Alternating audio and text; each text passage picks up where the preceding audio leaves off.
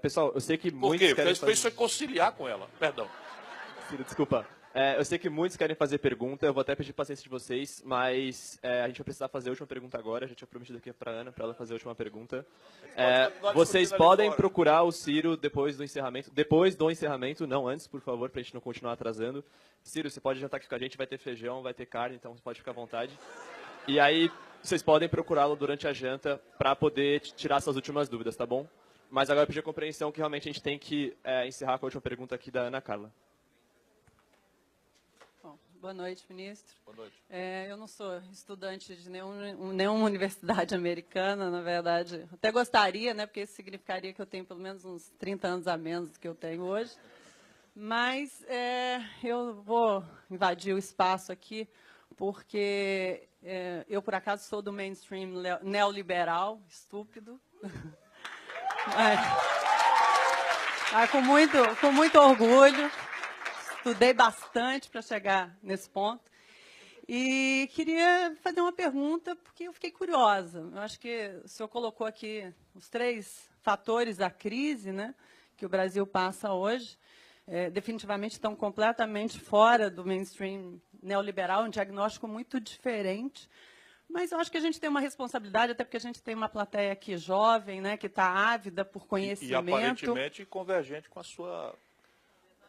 Não, eu acho que a gente está aqui para botar o debate, né? Sim, eu acho que eles estão... foi para isso que eu vim. E são pessoas, imagina, né, com uma capacidade aí, inclusive de análise, né, acima da média e certamente estão aqui querendo ouvir da gente o que a gente tem a dizer para eles tomarem, né, as suas posições.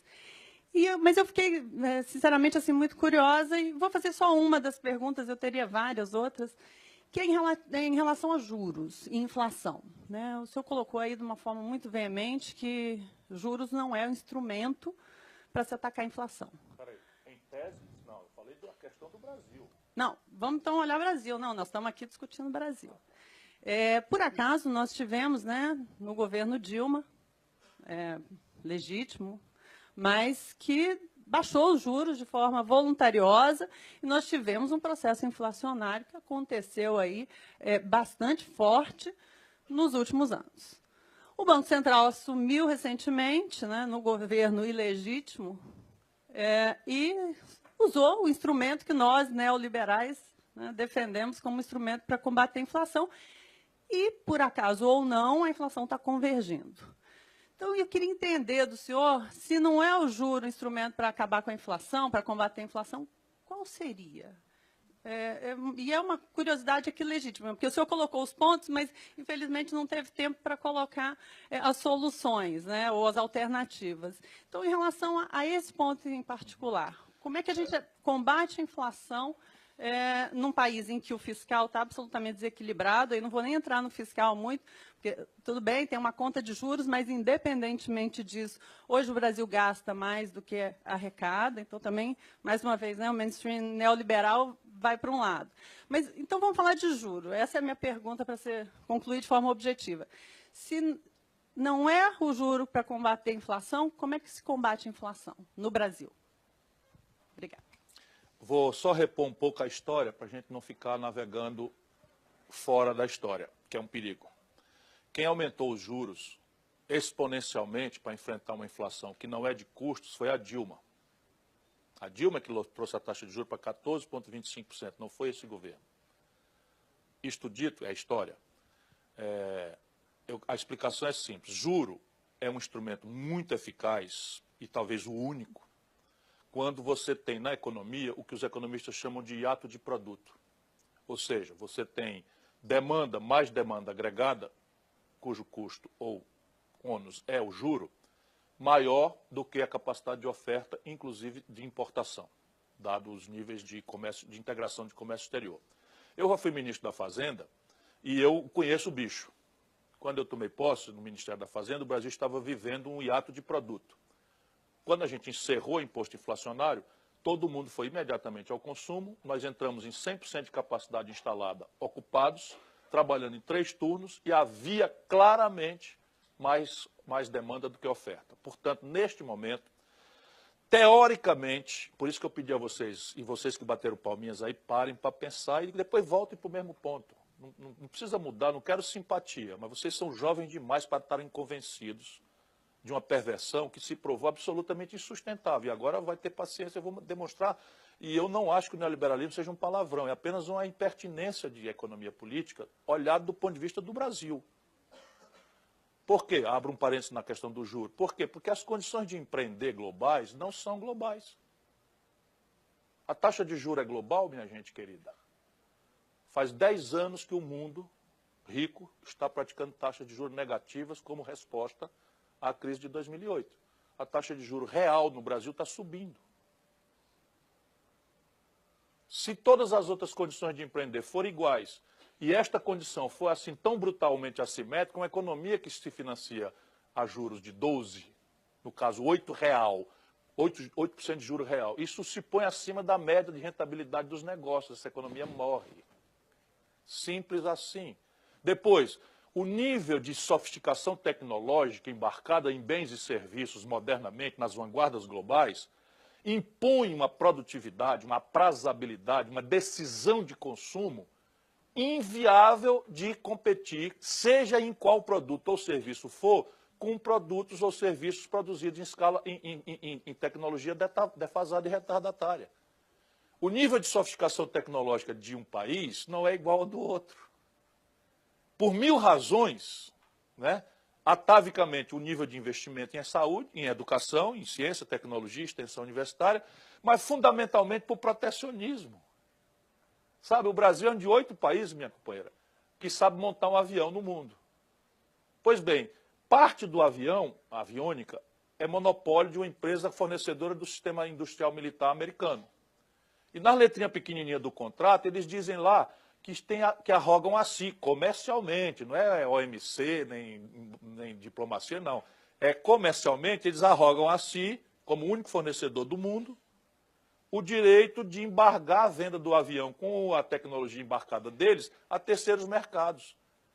Aí o Brasil pega o encomenda da Venezuela, os americanos estão desestabilizando a Venezuela por petróleo. Temos clareza disso com todo respeito, isso aqui é uma universidade, nós estamos pensando juntos aqui, por petróleo, estão desestabilizando a Venezuela e eles embargaram a venda da Embraer. Simples assim. De embargar a venda da Embraer. A Embraer perdeu o valor na bolsa, perdeu a encomenda, botou 600 rapazes e moças como vocês, treinadíssimos, para fora. Porque a assimetria competitiva, sob o ponto de vista tecnológico, é um dado da realidade mundial. Sob o ponto de vista do Brasil. Se eu fosse um lorde inglês, eu não teria dificuldade de ser neoliberal, não. Porque eu entendo que os produtos vindo da Ásia, né, desonerados da clava fiscal do welfare state, estão destruindo a economia europeia em terceiros mercados e começando a agredi-los nos seus próprios mercados. Então, você desmontar o welfare state, eliminar, diminuir, reduzir a carga tributária, etc., etc., etc., e fazer políticas sociais compensatórias em direção a 1, 2% de pobres, eu entendo. Pode acreditar que eu entendo, eu vivo pensando, raciocinando. Mas há um terceiro fator para o qual o Brasil tem que acordar, juventude, atenção, que é a escala. O empreendedor de vanguarda, ele se apresenta para a competição mundial invariavelmente com mega escala.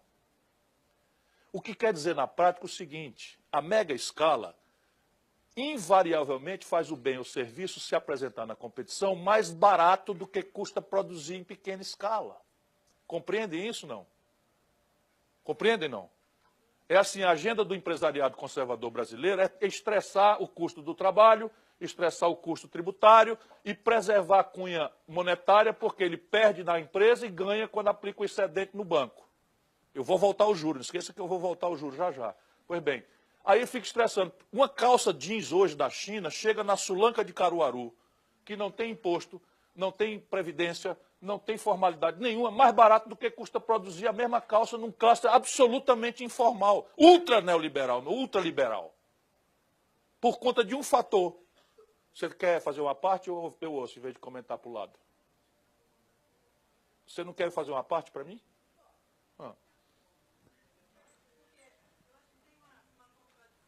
Não, tem 10. Eu confesso que eu acho que tem várias. Mas vamos lá. tem uma contradição, porque o senhor colocou como primeiro ponto, inclusive, também, de restrição à crise, que as empresas brasileiras estão com os balanços pressionados em função do endividamento delas. Mas o senhor acabou de colocar que hoje as empresas preferem aplicar o recurso a ganhar dinheiro na sua operação, porque eles têm o excedente e eles ganham no juro.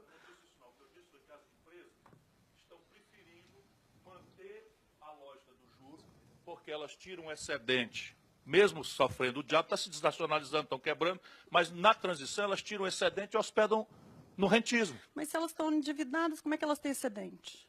Só um pouquinho. Há um excedente qualquer que acontece, eu venho de empresa também, trabalho nessa CN, tá certo? Isso é uma história. Hoje, trimestre, está isso, está dessa questão estrangulada. Mas qual é a contradição que você está vendo? Isso não é um fato real no Brasil, não, extensamente. Não, eu só perguntei... Não, eu estou respondendo. Não é um fato real de que o Brasil hospeda seu excedente financeiro no rentismo? Porque o rentismo paga mais do que a rentabilidade média dos negócios da economia real? Mas então as empresas não estão com seus balanços pressionados, ministro. Se eles têm excedente e estão ganhando dinheiro no mercado financeiro... É caixa. Basta ter caixa. Basta ter caixa. Quando você fatura, o dinheiro fica ali na sua mão. O vencimento vai ser amanhã, você bota no juro. Compreende? É simples assim. Pessoal, a discussão está... Não, mas peraí, eu vou terminar a resposta. Não, vamos lá. Certo. Porque isso aqui é o crítico. Isso aqui é o crítico. Isso aqui é o crítico. Então, repare bem, a competição global se dá entre vanguardas que têm 3 características. Primeiro, eu termino já. Eu termino nesse segundo. Um minutinho, pode ser? Pode. Um minutinho. Tá bom. Um minutinho. Tá, não, como é que eu posso deixar sem responder isso aqui? Eu vim para cá para isso. É 1 minuto.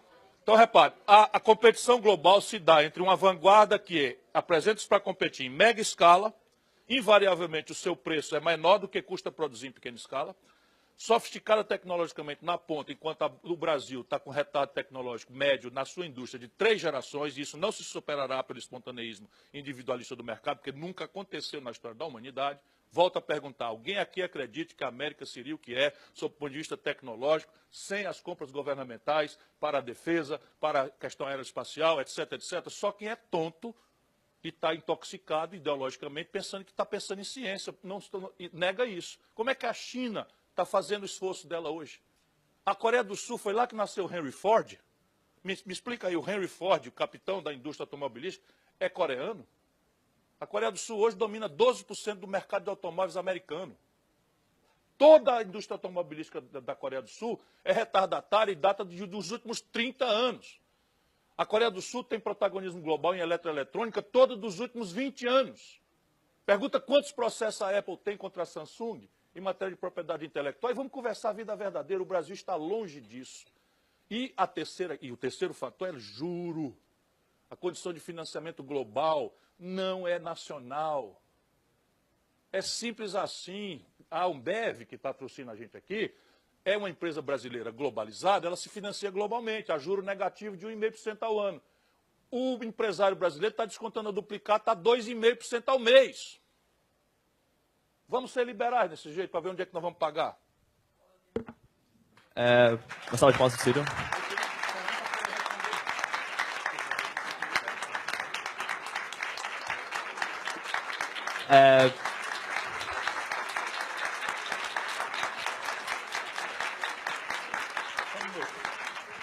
Juro, quando a Dilma botou os juros a 14,25, só um minuto. Quando a Dilma botou o juro a 14,25, prostrada a mitologia do Levi, cuja experiência anterior para ser ministro foi quebrar o Rio de Janeiro, e vir com essa baboseira toda lá, a Dilma botou 14,25 porque tinha uma miragem de inflação. Não era de tempos a do juro baixo, não. Deixa eu lhe repor a história novamente. Era da desvalorização do câmbio. Pergunta se Chicago sabe, se tem algum paper, vou estudar, se tem algum paper explicando o que é que aconteceria com a economia americana se o dólar se desvalorizasse 42% em 60 dias. Pardon me? Não, meu patrão, estuda aí, fala qual é a consequência para o sistema de preços relativos americano, para a política do Fed, se o dólar se desvalorizasse de um dia lá, em 60 dias, 42%. Isso não é inflação. Isso é uma miragem de inflação, isso não é inflação. Por quê? Porque 34% da capacidade instalada do Brasil estão ociosos. Não tem hiato de produto. Sabe qual é o efeito de taxa de juros sobre preço sensível a câmbio? Zero. Sabe qual é o efeito da taxa de juros sobre Tarifa de energia elétrica que um decreto do governo reajusta em 72%, zero de novo. Sabe qual é a taxa de inflação projetada por 12 meses agora, minha companheira? 3,8%. Sabe qual é a taxa de juros do Brasil? 12%. Ou seja, o seu presidente está aumentando a taxa real de juros. Pessoal, vamos encerrar por aqui, então.